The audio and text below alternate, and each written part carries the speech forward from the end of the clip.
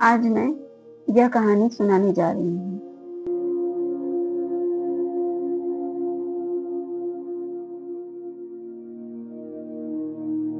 यह कहानी मेरी है, लेकिन शायद आपकी है।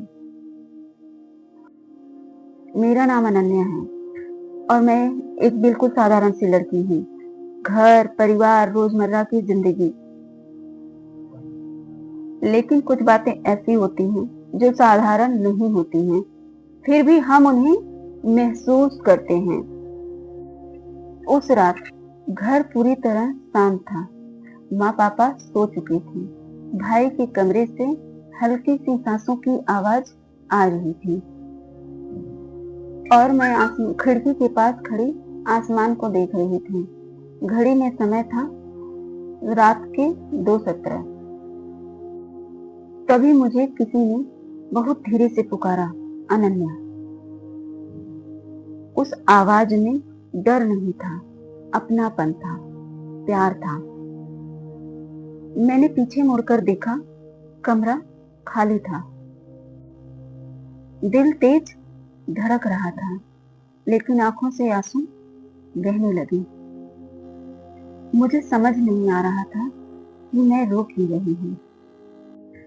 फिर वही आवाज आई, तुम थक गई हो, लेकिन अकेली नहीं हो। लेकिन यह बात सिर्फ वही कह सकता था जो मुझे भीतर से जानता था। लेकिन वह कौन था? अगला दिन बिल्कुल सामान्य था। माँ का स्नेह, पापा का चिंता, भाई की हंसी, लेकिन मेरे भीतर जैसे कुछ जाग चुका था। फिर रात आई। रात के 2:17 हो चुके थे। इस बार कोई आवाज नहीं आई, लेकिन सपने में मेरी दादी आई। वही दादी जो हमेशा कहती थी, कुछ रिश्ते समय के बाद भी खामोशी में बातें करते हैं। सुबह उठकर जब मैंने अपनी डायरी खोली तो उसके आखिरी पन्ने पर एक पंक्ति लिखी थी।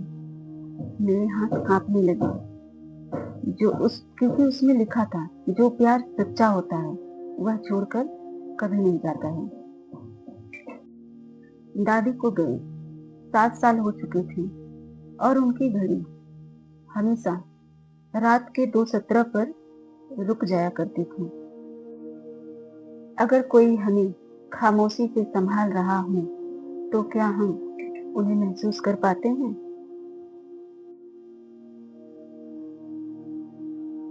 तभी मुझे समझ आया, यह कहानी डर की नहीं है। यह कहानी उन यादों, रिश्तों, आवाजों की है जिन्हें सिर्फ दिल सुन सकता है।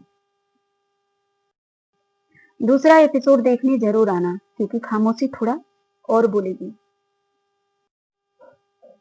मैं अमिता सिंह, आपकी स्टोरी टेलर। अगर आपको वीडियो पसंद आए तो लाइक, सब्सक्राइब एंड शेयर करना ना भूलें।